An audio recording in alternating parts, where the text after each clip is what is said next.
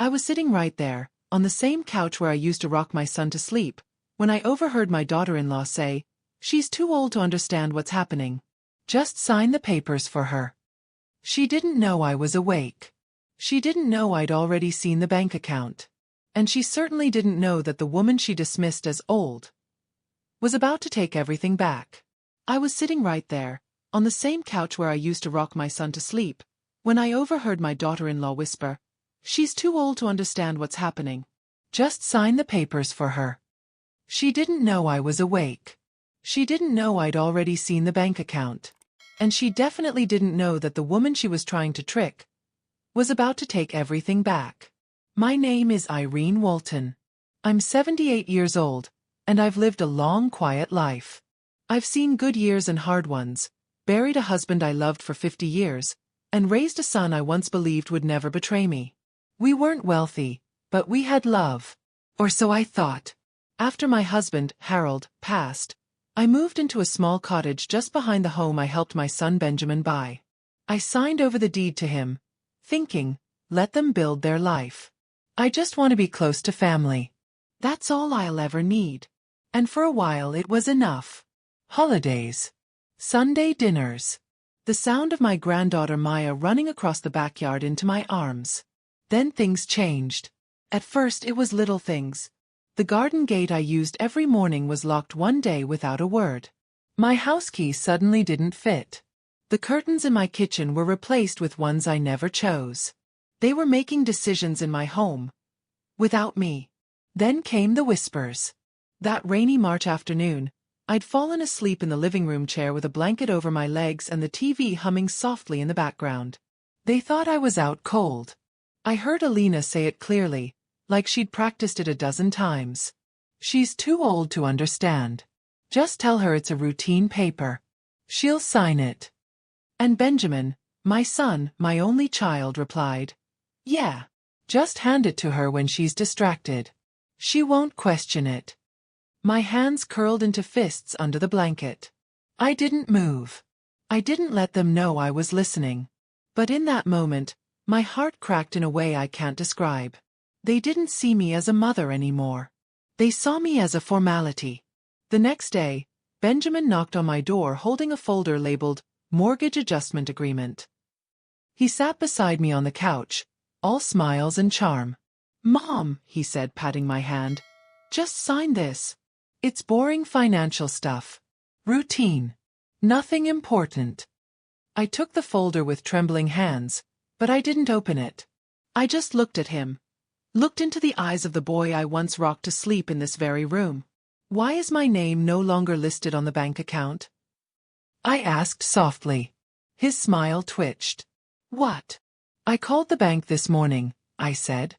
"Seems my access was removed 3 weeks ago." His face drained of color. "You've been checking?" I nodded. "Yes. Because apparently, I'm not too old to understand." He stood up and left without another word. That night, I sat at my desk and pulled out a faded manila envelope labeled House and Family. Inside were all the records I'd kept over the years. Receipts from when I helped Benjamin make his first down payment.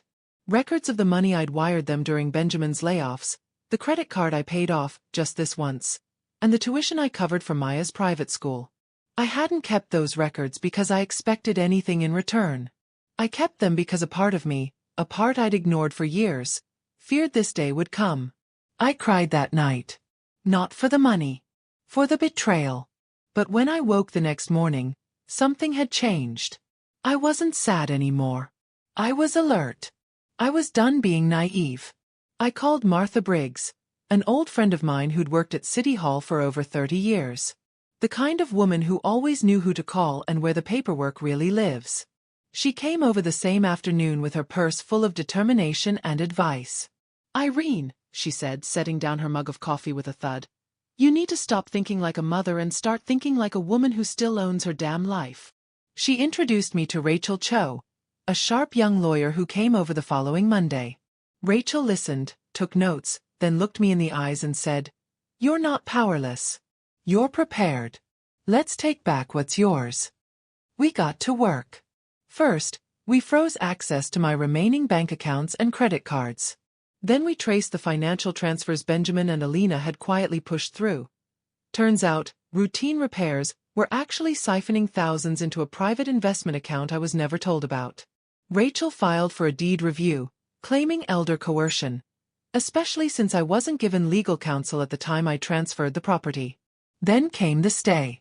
A legal hold placed on the cottage and surrounding land until further notice. Benjamin could no longer sell, mortgage, or alter anything without my signature. And for once, they were the ones locked out. I didn't confront him immediately. Instead, I let the silence speak. He came over 3 days later, furious. "What are you doing, Mom? What is all this?" His voice was sharp, accusatory. I sat calmly in my kitchen, sipping tea. "Protecting myself," I said. "From your own son?" I met his eyes. "From anyone who thinks I'm too old to understand." He stared at me like he didn't recognize the woman in front of him. And maybe he didn't. Because that woman, the one who used to say yes to everything, who never questioned him, who signed every paper with a smile, she was gone. I didn't raise my voice. I didn't need to. They'd built their house on my kindness. But now they were going to learn what it meant to lose the foundation they'd taken for granted. And this time, I wasn't going to be quiet about it. Martha always said that silence has weight. That the things we don't say pile up over time like dust in corners no one ever cleans. Until one day, it chokes the whole room.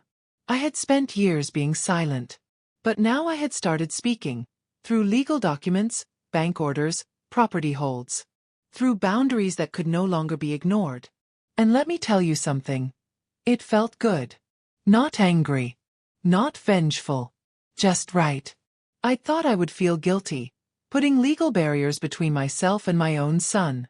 But guilt never showed up. Only clarity did. Rachel, my lawyer, kept working quietly behind the scenes. She was efficient and respectful. Never condescending. She talked to me like someone who mattered. And after months of being treated like a soft, disposable afterthought, that alone was healing. One morning, she called. "I have something you should see," she said. "It's worse than we thought." She arrived later that afternoon with a folder full of printouts, screenshots, bank logs, paper trails. "Benjamin and Alina didn't just redirect some money," she explained, unfolding the evidence on my kitchen table. "They opened a line of credit in your name 2 years ago. They've been using it consistently. Vacation expenses, home upgrades, a landscaping company, all billed to you." I stared at the pages. My signature wasn't on a single one. I had thought the betrayal was recent. It wasn't. It had been growing quietly, like rot beneath floorboards. And I had lived above it, smiling, hosting dinners, crocheting scarves for their daughter while they quietly emptied my name of meaning. Rachel placed a small digital recorder beside the documents. "We can build a case," she said gently. "A real one. Elder financial abuse. Fraud. Identity misuse. If you want it." I didn't answer right away. I just stared at the line item that hurt the most. March 6th. Private school tuition for Maya, paid in full from Irene Walton's personal line of credit. They hadn't even asked. That night, I sat outside on my little porch under the stars. The wind had that faint spring chill that makes you pull the shawl tighter around your shoulders. The roses I'd planted were just beginning to bud. I remembered planting them with Harold. We'd always said we'd grow something permanent. And yet, here I was, watching permanence turn into proof of how temporary respect can be. I thought about the first time I held Benjamin. The way his tiny fingers curled around mine. The way I had promised, deep inside, "I will always protect you." And now I needed to protect myself from him. That realization, quiet and horrible, settled like stone in my stomach. The next morning, I went to see Martha. She greeted me with hot lemon tea and her usual bluntness. "Well," she said, flipping through the file I handed her, "this is a mess. But it's not one you have to accept." I sighed. "I know. It just feels ugly. Like airing dirty laundry in the middle of the street." She looked at me over her glasses. You didn't drag this out into the street. They did. You just finally turned on the lights. I laughed bitterly. I raised him to be better than this. No, she corrected me gently. You raised him with love. But Alina taught him how to take. That landed hard. Because she was right. I had raised him to be kind. But kindness doesn't always win against greed. Especially when someone whispers that they're entitled to everything you own simply because you're old and alone. We filed a formal fraud complaint. Rachel handled the documents. I signed every line after reading it. Twice. No more blind signatures. Not ever again. It wasn't about punishment. Not for me. It was about record. Proof. That I had seen what was happening. That I had stopped it. That I mattered. 2 days later, Benjamin came back. Unannounced. He looked tired. Less polished than usual. Mom, he said, not even making it past the doorway. What are you doing? I'm reclaiming what's mine, I said simply. He stepped inside. You don't need to take this to court. We can fix it. No, I said. You can't fix what you won't admit. He hesitated. Then blurted. It was Alina's idea. She said we'd pay it back. She said you wouldn't know the difference. I looked him dead in the eyes. And you let her do it. You signed the papers. You stood by while she erased me from my own life. He sat down heavily at the edge of the couch, rubbing his face with both hands. I didn't mean for it to go this far. But it did. Silence stretched between us. And then quietly he said, You're right. I failed you. I nodded. I don't need an apology, I said. I need space. And boundaries. And respect. He didn't argue. He just nodded, eyes red. Then he left. And this time, I didn't feel broken. I felt finished. The next morning, I got a call from Maya. Grandma, she said softly. Mom's been saying awful things. But I just want to know. Can I still come visit you? I smiled, tears gathering in my eyes. Sweetheart, I said, this door is always open to you. For the first time in years, I felt like I was living on purpose. Not surviving. Not sacrificing quietly. Living with voice and choice and power. Because no one, no matter how close, how beloved, has the right to take what you've built. Especially not when they think you're too old to notice. It's strange how the soul begins to stretch again once you make space for yourself. After Benjamin left, I expected sadness. Grief even. But what came instead was something far quieter. And much more powerful. Relief. It was like I'd been carrying a weight on my shoulders for so long. I'd forgotten what it felt like to stand tall. I began each morning with intention again. I cooked breakfast for myself. Not just to keep up the habit. I pruned the garden and spoke to the roses. I even pulled out the old piano in the sitting room and started playing again. My fingers remembering melodies my heart had buried long ago. Sophie, that's my granddaughter's real name, though her parents had always preferred Maya for some reason, started coming over more often. She stopped asking for permission. She just came. She'd show up with a sketch pad, some takeout, or just a look in her eyes that said, I need peace today. One afternoon, she brought me a question. Grandma, she said softly, what's the difference between being kind and being a doormat? I smiled gently, stirring tea. Kindness comes from strength. Being a doormat comes from fear. She nodded slowly, taking that in. I think I've been afraid a lot lately. I touched her hand. You're not alone in that. And for a long time, we just sat there. Two women, generations apart, learning how to reclaim their worth. Rachel had been working steadily behind the scenes. The fraud case had moved forward.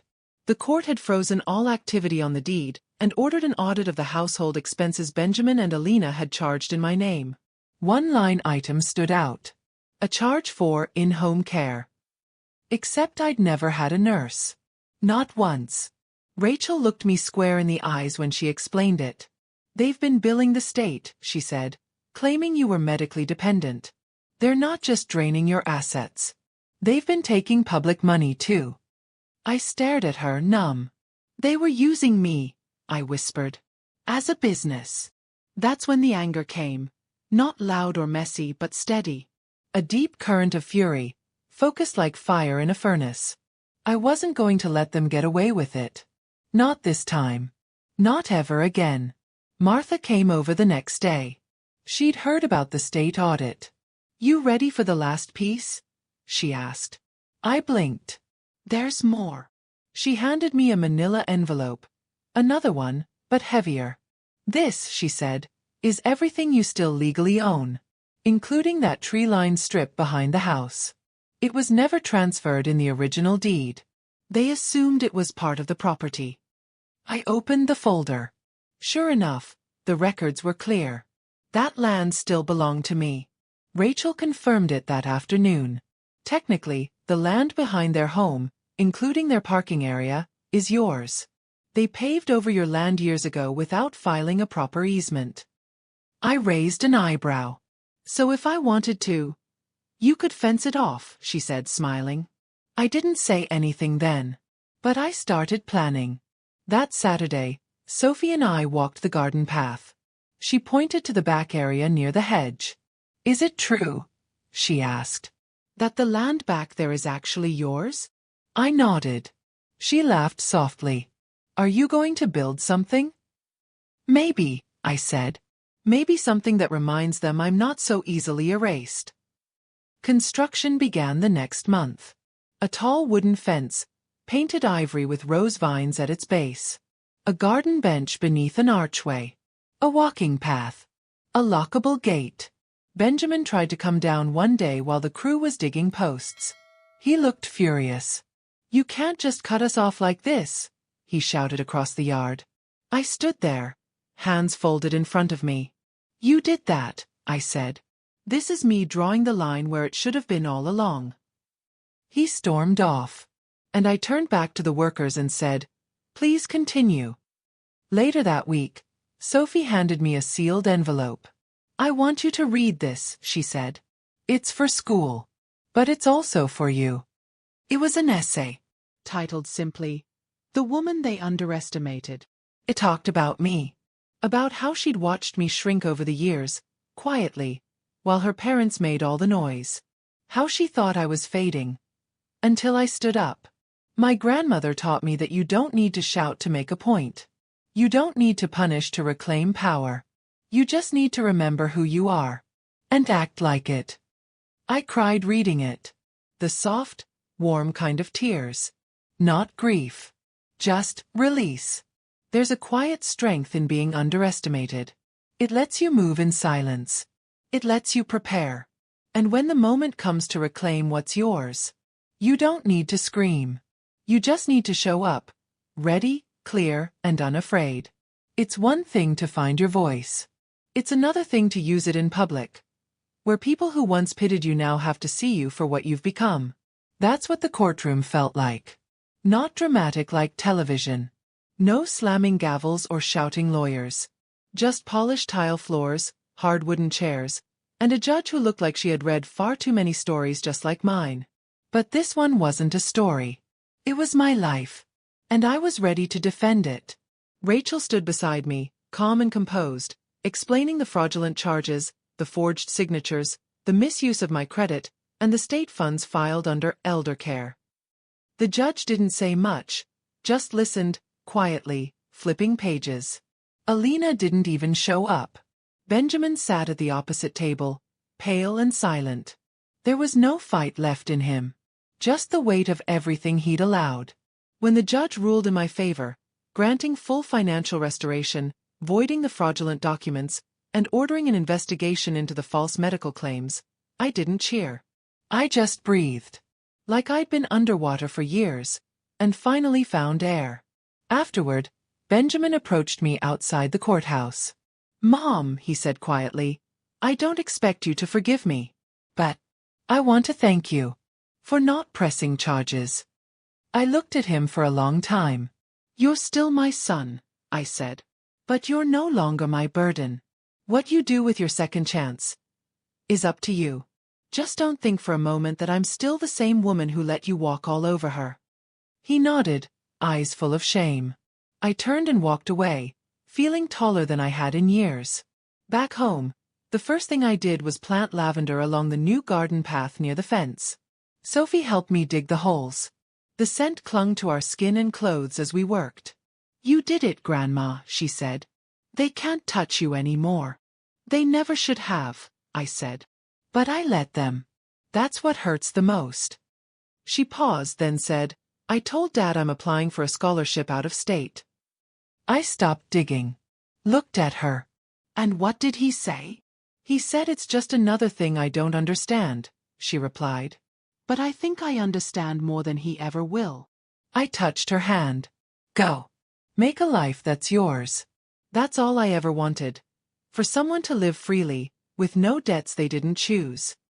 That evening, I received a letter in the mail. Not from Benjamin. From a woman named Teresa, 3 houses down. She wrote, "I saw you at the hearing. I just want to say thank you. I've been afraid to speak up for years. You've given me the courage to look at my own situation differently. You reminded me that we're never too old to say, 'Enough.'" I folded the letter and placed it in the drawer beside Sophie's essay. They were reminders that the quiet can still make noise. That women like me weren't finished. We were just delayed. A week later, I got a call from the community center. They asked if I'd speak at their women's wellness group. "Nothing formal," the woman said. "Just tell your story. There are a lot of ladies who need to hear it." I almost said no. Almost. But something in me whispered, "It's time." So I stood before a room of about 20 women. Most of them my age, some older, some younger. Each one carrying stories in their eyes they weren't quite ready to speak aloud. I told mine. How I gave too much. How I was taught that love meant sacrifice. How I thought asking questions made me selfish. How I learned, too late, that silence is its own kind of surrender. When I finished, no one clapped. They stood. Some crying. Some smiling. Some just holding each other's hands. It wasn't applause. It was resonance. And that was more than enough. Afterwards, one woman approached me and said, "Irene, you've reminded us that dignity doesn't come from what we own. It comes from what we don't let them take." That night, I went home, brewed chamomile tea, and sat in my chair as the sky turned purple. I thought about Harold. I thought about the boy Benjamin used to be. I thought about how long I had waited for someone to stand up for me. And how powerful it felt to finally do it myself. Sophie started packing on a Wednesday. It was quiet. Purposeful. No dramatic outbursts, no slammed doors. Just the steady rhythm of cardboard boxes being filled with books, clothes, little watercolor paintings she'd made over the years and tucked into drawers. I watched her from the doorway. "You sure about this?" I asked gently. She looked up from folding a sweater and smiled.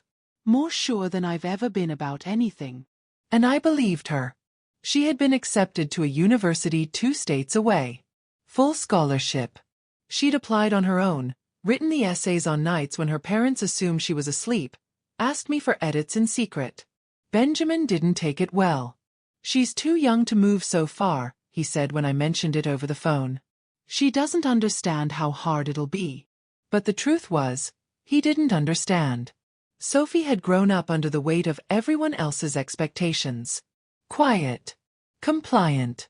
Careful. Just like I had. Until now. Now she was blooming.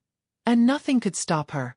The day she left, we stood in the driveway beside her small car.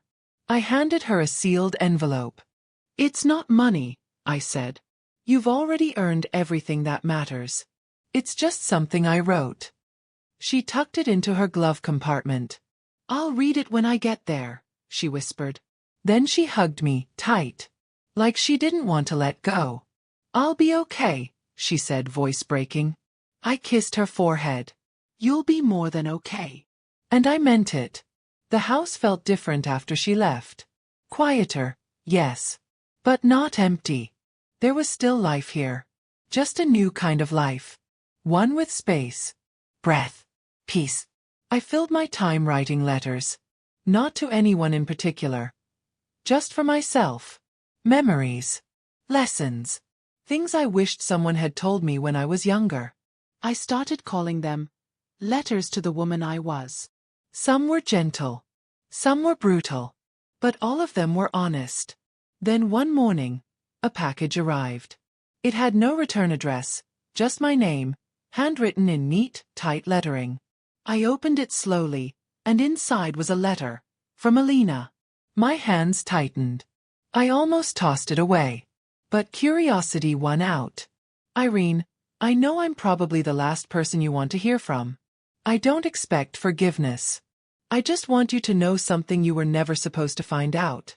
Benjamin didn't want to go through with it. The fraud. The credit. The state forms. He fought me at first.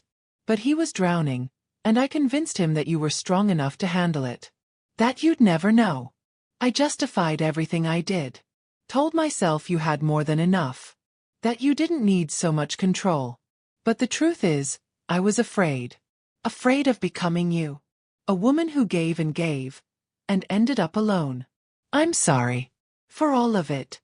If there's a day you ever want to yell at me, write back. I deserve it. No signature. No return address. Just that. I sat with the letter in my lap, unsure what I felt. Anger? Yes. But not just that. Pity. Grief. A strange sort of hollow sadness for the woman Alina had become, and for the woman she never allowed herself to be. I didn't reply. Not because I didn't have anything to say, but because I had already said it, by choosing to live freely. That was the only answer she needed. A few days later, I walked down to the community center. They'd invited me to lead a weekly gathering now. Nothing too formal, just conversations between women who'd been silenced too long. That week, a woman named Darlene stood up. My son asked me to co-sign a loan, she said. And for the first time I said no. I didn't explain. I didn't justify it. I just said no. The room applauded softly.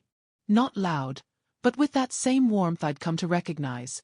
The sound of women beginning to believe in their own power again. Afterward, Darlene came up to me. You started something, she said. You didn't just save yourself. You woke the rest of us up too. That night, I sat in the garden alone. The lavender was blooming now. The new fence was painted. And the air smelled like summer. I thought about Sophie. About Benjamin. About Alina. About all the versions of myself I'd been over the years. Silent, soft, scared. I didn't hate any of them. I just wished I'd met this version sooner. Because this one. She was free. The final step came quietly. No trumpets. No grand send-off. Just me, Rachel, and a single sheet of paper with a heavy signature line. Irene, she said, sliding it across the desk, this will ensure your full financial and legal independence, permanently. No one can access your estate. Not Benjamin. Not Alina. Not anyone, without direct authorization. I read it. Every line. Every clause. Then I picked up the pen, and I signed my name slowly. Firmly. Not like the woman who once signed over her home out of love. Like a woman signing her name back into her own life. When I got home, I placed the official documents in my cedar box, along with Sophie's essay, the letter from Teresa, and my favorite photograph of Harold and me dancing barefoot in the kitchen. The box wasn't just for keepsakes anymore. It was a vault of proof. That I had lived. That I had fought. That I had won. Sophie called that night. Guess what? She said, practically glowing through the phone. My professor asked if I'd consider leading a women's writing workshop next term. Me. Can you believe that? I can, I said. You've always had a voice. You just needed a room that would let you use it. She paused. You gave me that, Grandma.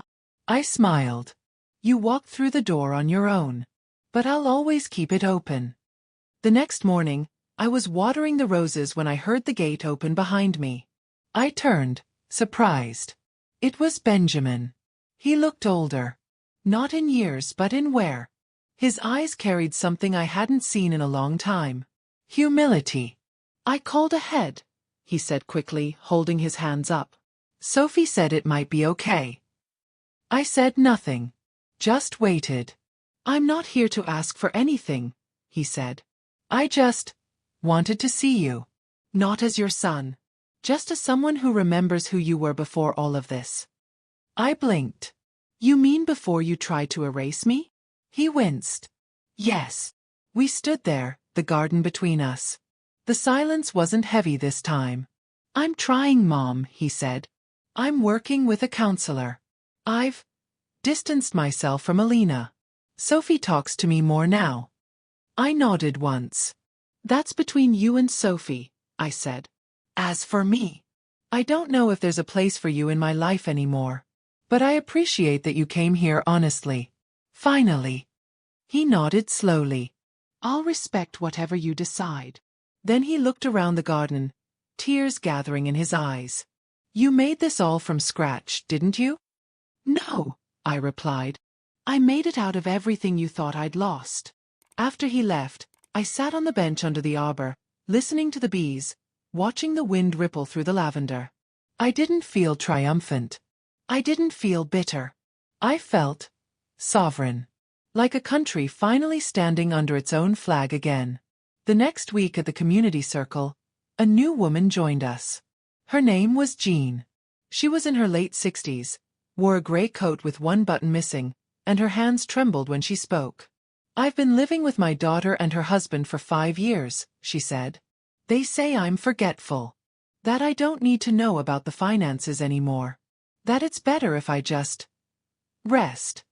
Her voice cracked. But I'm not tired. I'm not done. I reached for her hand across the circle. You're not done, I said. You're just waiting to begin again. Sometimes, I think the real theft isn't money or property. It's the quiet way they try to steal your certainty. The way they chip away at your confidence until you're afraid to even ask for clarity. Until you're apologizing for wanting to know what's happening to your own life. But once you stop apologizing, they lose their power. That night, I lit a candle and sat at my writing desk. I wrote a letter, not to Benjamin, or Alina, or even Sophie. To myself. You are not small. You are not frail. You are not too old to understand. You are wise and weathered, and more than capable. You are not someone they gave freedom to. You are someone who took it back with grace. Don't ever forget that again. I folded the letter and tucked it into the cedar box. Right on top. It started with a phone call. A woman named Carmen from the local library, where I once shelved books and read to toddlers in the corner reading room, wanted to speak with me. Irene, she said warmly, would you be open to telling your story as part of our new community series? We're calling it Voices That Endure. I laughed softly. Are you sure people want to hear from an old woman who just remembered how to say no? I think, she replied, people need to hear exactly that. I said yes. Not for attention. Not even for closure. But because I knew there were women like Jean, like Sophie, like the version of myself I used to be, sitting quietly in the back rows of their own lives, waiting for permission to stand. So I gave it to them by standing first. The library hall was fuller than I expected. Rows of chairs, a little microphone on a modest wooden podium, and warm yellow lighting that made the whole space feel like someone's living room. Sophie had come back for the weekend just to be there. She sat in the front row, her eyes locked on me, proud and steady. I took the stage, not with notes, not with rehearsals, but with memory. I told them how it started. The slow erosion of voice, the guilt that kept me giving, the betrayal disguised as help, the long nights where I stared at the ceiling wondering if I was just imagining it all. I told them about the couch I gave up, the home I signed over, the money I never tracked, because I thought love meant trust, even when it left me invisible. And then I told them about the moment I stopped being afraid. About the lawyer, the court, the rose garden, and the day I signed my name back into my own story. When I finished, there was silence. Then applause. But it wasn't loud or hollow. It was deep. Weighted. Shared. Women approached me for over an hour after. Some in tears, some with shaking hands, others with long tired stories of their own. One whispered, "I've never told anyone. Until now." Another said, "You just gave me permission to finally say no." Even Carmen teared up as she hugged me goodbye. That night, Sophie and I curled up on the couch with warm tea and a knitted blanket I'd made before she was born. "You were incredible," she said. "You're becoming something so much bigger than what they tried to contain." I smiled. "I'm just becoming me. Finally." She paused. "I have something to tell you too." I raised an eyebrow. "I applied for a creative writing program. They accepted me. I want to tell stories like yours. Real ones. About women who don't fit into neat little boxes anymore." I reached for her hand, my heart full to the brim. "You already are." The next day, I received a small envelope in the mail. No name. Just a typed message on thick cardstock. "You are cordially invited to be honored at the 10th Annual Women of Purpose Luncheon. Your strength has ignited others. Your voice has become a beacon." I read it twice, then placed it in the cedar box, on top of all the others. Not because I needed to be honored, but because I had finally learned to accept being seen. That afternoon, I stood at the gate to my rose garden. The wind was soft. The scent of new blooms drifted through the air. And as I looked at everything I had once thought was lost, my dignity, my space, my voice, I realized something. They never stole it. I just stopped guarding it. And now it was mine again. Fully. Fiercely. Finally. I never imagined the end of the story would feel like a beginning. But that's what it was. It began the morning I stood in front of the Women of Purpose luncheon crowd, wearing a soft blue dress I'd almost donated years ago because I thought I had no reason left to dress up. There were over 100 people in that banquet hall. Faces I didn't know, names I'd never heard, but every pair of eyes held something I recognized. Respect. Not pity. Not guilt. Just recognition. I was called to the stage. A soft piano melody played in the background. A woman in a navy pantsuit introduced me. "She is not a politician. Not a celebrity. Not a CEO," she said. "She is a woman who remembered who she was, and changed everything because of it." I walked up with calm steps, my cane tapping softly, my back straight. Not just because I had something to say, but because I'd already said the most important things. With the way I had lived.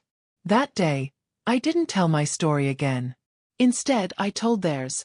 All the women who had quietly told me their secrets over tea, after community circles, in hushed library corners. Women like Jean, who moved out of her daughter's home and into a place with a front porch and a lock that only she had the key to.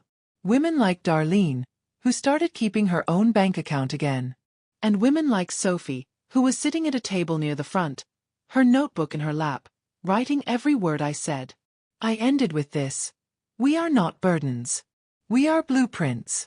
Not too old to understand, but finally old enough to stop apologizing for what we know. The applause this time didn't feel like it was for me alone. It felt like it was for every woman who'd ever been dismissed with a smile and a pen and the words, "Just sign here." 2 months later, I used part of my restored funds to open something called the Garden Room. It's a quiet space in the community center where women can sit, breathe, talk, and, when they're ready, ask the hard questions. We brought in speakers, lawyers, therapists, even accountants. Because freedom doesn't come from rage alone. It comes from information. From being told, "You deserve to know." Sophie helped design the logo. A blooming rose growing out of a closed book. She's working on a memoir now. About me and her and everything that happened in between. She said she wants to call it, What They Couldn't Take. I told her that sounded just right. Benjamin never returned. Not physically anyway. He wrote one more letter. It was short. Grateful. Still full of guilt. He said he was in therapy. That he and Alina were officially separated. That he hoped someday I'd let him make amends. I haven't answered yet. Not out of hate. Just peace. Some bridges don't need to burn. They just need to stay where they are, behind you.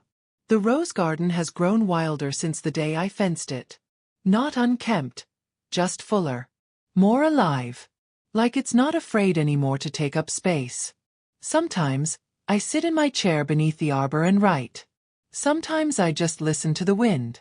And sometimes I walk the path, feeling the earth under my shoes, the sun on my shoulders, and the quiet but certain knowledge that they didn't steal my life. They only delayed it. And now I'm living every last bit of it. With clarity. With power. And without apology.